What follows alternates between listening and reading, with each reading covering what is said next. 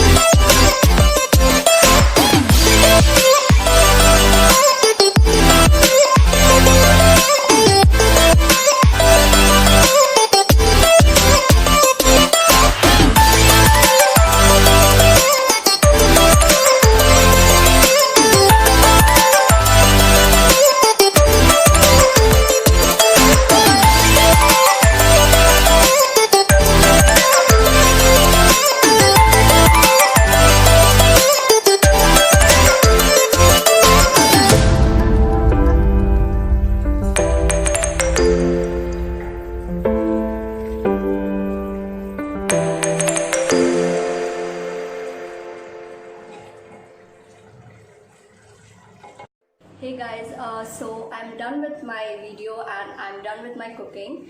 As you can see, it looks amazing and it tastes and smells even better. So hope you like this video, and I'm going to show you how to make mishti doi in my next video. Please like and subscribe to my channel if you like this video, and I hope to come back with more amazing videos in the coming weeks. Thank you, take care and bye.